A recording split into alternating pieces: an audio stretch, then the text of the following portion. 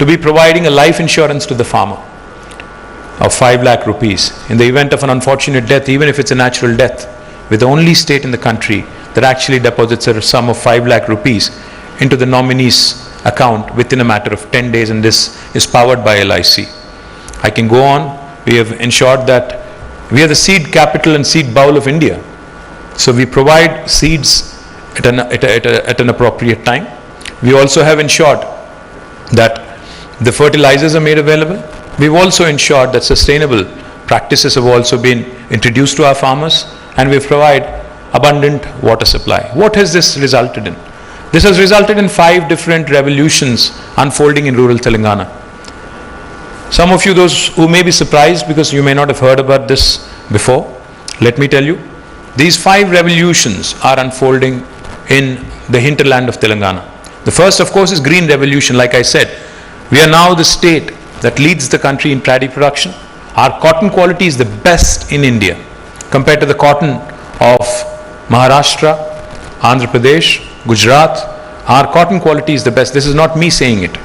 The Southern India Mills Association has come forward, has done some research and has certified that Telangana's long staple cotton is the best. Of course, they've given us a couple of advices. They said you have to reduce the contamination because you're using gunny bags.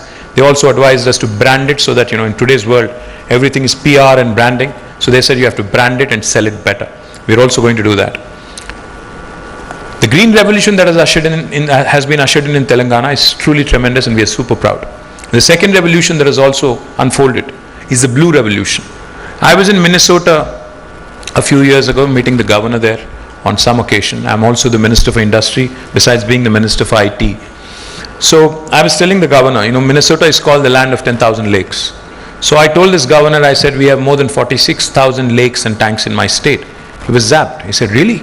I said, yes.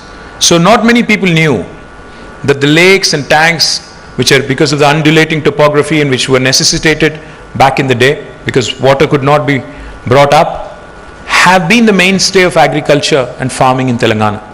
And after the state formation, we have focused on strengthening these tanks through a program called Mission Kakatiya. The reason why I mention this is because lakes and tanks have dual benefits. One, of course, they add to the agriculture capacity of agriculture expansion. And secondly, of course, they also recharge the groundwater. And thirdly, most importantly, they're also havens for fish culture. So today Telangana is the #1 state in inland fisheries in the entire country, which has ushered in a blue revolution. Now, the third revolution I'll also tell you about is another very interesting intervention. A white revolution. Now, what is white revolution? We all know dairy. Now, every farmer in Telangana, like I said, when I mentioned the number, the land holding is very small. So when Prime Minister talks about doubling the farmer's income, how is it going to be doubled? It is going to be doubled when you are able to give them farm input, when you are able to give them a lot of intervention, support through a lot of interventions, and also add all the allied sectors and make sure that additional income that comes to the family in the form of dairy, in the form of poultry, etc., augments the base income. That's exactly what we have done. We give an incentive of 4 rupees per litre if you supply milk to our government dairy, the Vijaya dairy. As a result, today, the government dairy, which was in losses when we took office, has now started giving us a dividend of more than 30 crores every year because it has now turned profitable, helping both, creating a win-win formula for the dairy farmers, for the families, and also for the company itself. That has ushered in a white revolution, creating more income, more employment opportunities, and more business opportunities, of course, in the form of dairy products, etc. The fourth revolution I'll tell you about is a pink revolution. Now, Telangana government also has started focusing on sheep rearing and encouraging sheep rearing. We have started a program through NCDC, and as a result, we spent nearly 11,000 crores of rupees. Today, our livestock population has doubled, highest for any state in the country, resulting again in 2 things. One, of course, additional income for the sheep rearing communities in the rural areas, and also in meat processing opportunities, which is basically pink revolution. And the fifth revolution that we are focused on, we all know the edible oil consumption in India currently is all dependent heavily on imports. Now we want to change that. We want to be the torch bearer in India, so therefore we have started promoting oil palm in a big way. That is the yellow revolution that we are trying to usher in. The target is ambitious. In the next 5 years, we want to see 20 lakh acres of Telangana's farmers cultivating oil palm. And we are offering massive incentives and subsidies, etc. And of course, as you all know, oil palm also allows for intercropping. So till such time as oil palm comes up and starts paying off, you can also use it for intercropping and making subsistence. So all these 5 revolutions, the green, the blue, the white, the pink and the yellow revolutions, are going to usher in more prosperity and more opportunities in the rural Telangana. Therefore, this becomes that much more important. Therefore, the opportunities to come in with tech interventions, the opportunities to leverage data and provide useful tools for farmers to also improve their projects. You mentioned, Sir Satyanarayan Garu, Sagu Bagu. Now, Sagu Bagu is a project we do with the World Economic Forum. Sagu Bagu is, in fact, in English, if I have to say, it was named, I think, AI for AI.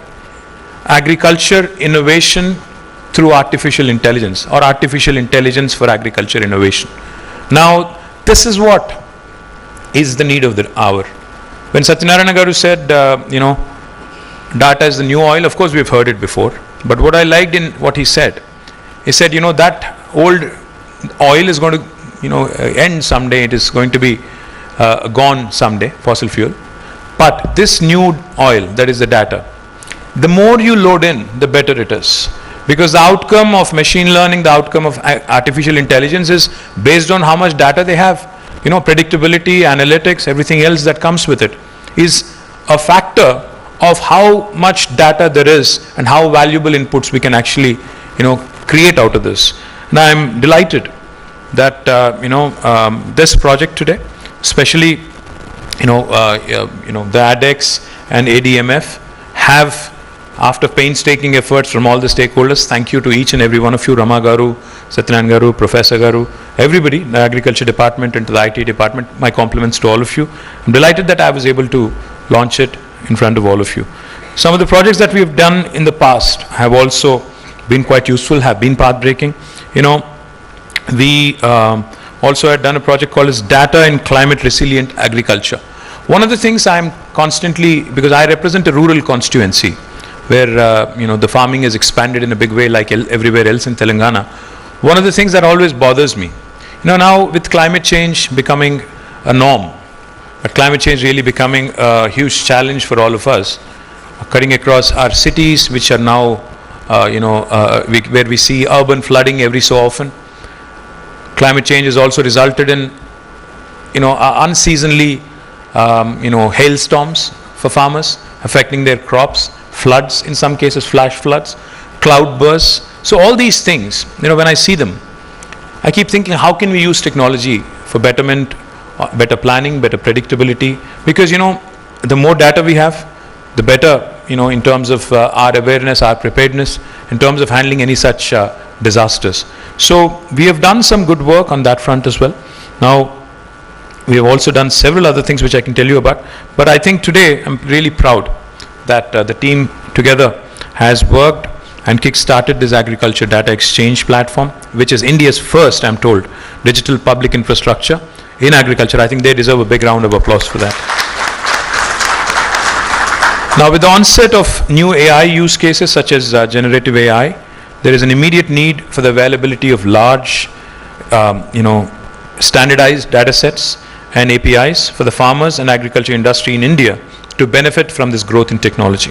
ADeX as a platform provides an interface where peer-to-peer data sharing can be enabled, not just between users in Telangana, but also for developers from across the world to work on solutions that benefit farmers here in the state of Telangana and also by extension in India. The platform also works in a way to ensure personal data is protected and that there is transparency in the data exchange, and I think that's extremely important. Whenever we talk about a data exchange, whenever we talk about large data sets, there is always the concern of privacy, there's always the concern about consent. And I'm delighted that you've actually showcased it here, that there is public data sets, there is private, there is with consent, etc., etc. I think that is extremely important, and my compliments to you guys on that as well. Making sure that the partners who are ready with these solutions, like Satyanarayan Garu said, from 5-5-5 to 50-50-50. I think amplification and user cases, helping us. Because ultimately, if the farmers start finding benefit, because the farmers in India are quite progressive, quite receptive to new things, new ideas, but they need demonstrated experience. They need, we have all the Krishi Vignan Kendras and we have number of other such facilities, but unfortunately, most of the learning for farmers is from peers. So we need that buy-in from farmers at a peer level. If you're able to give them that confidence that in a village, if one guy has done it, why would you not be able to do it? If you give that kind of a fillip, I think this is going to work beautifully. I think as we have seen a few minutes ago, a few partners are already developing solutions based on data sets that are being made available on the ADeX platform.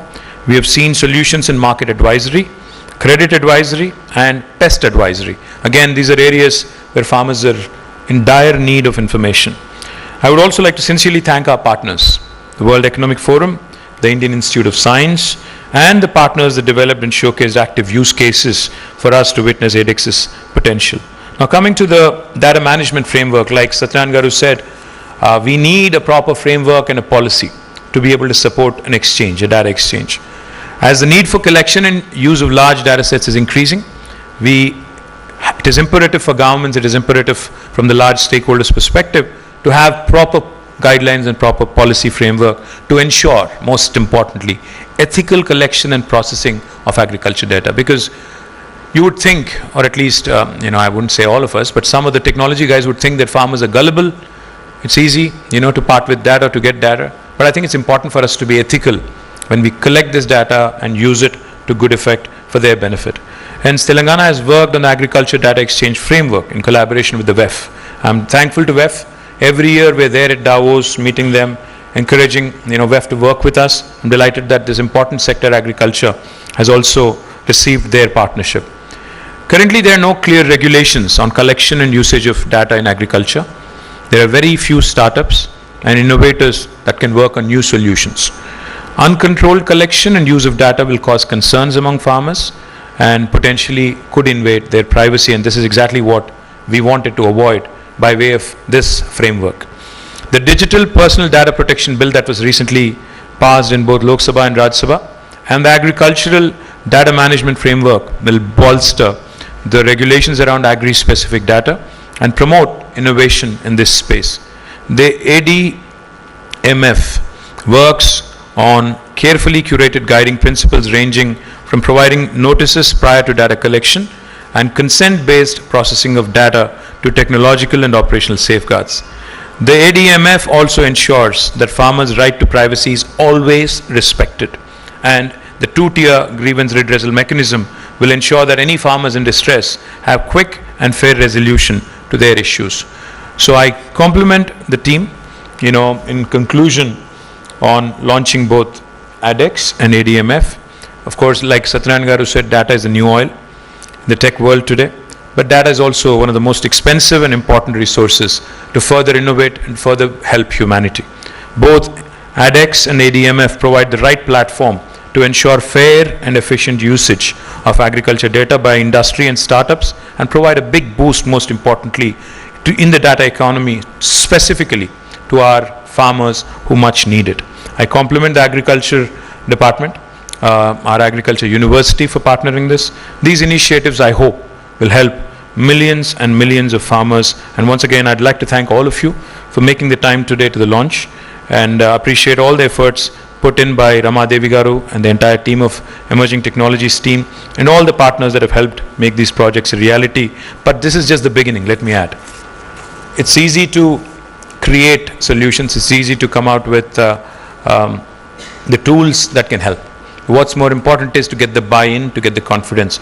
To that effect, I request Agri Department primarily, please help the startups get proof of concepts. Please help them reach the farmers in such a way that they understand that this is a complementary effort, this is something that is going to help them, this is something that is going to help further their livelihoods. Thank you very much. Jai Telangana, Jai Hind. I would request Honorable Minister Garu to stay on the stage for a few minutes. We'll do a quick photo op with all of the partners. I would also invite on stage Jay Sir, Raghunandan Sir, Rama Ma'am, J. Satyanarayana Sir, of course, Dr. Inder Gopal, and all the use case partners, the data providers, Telangana State Development Planning Society, Krishi Tantra, Agriculture Department, and the India Meteorological Department. And the use case partners Napanta, One Money, Nairuti, the Agri Collaborative.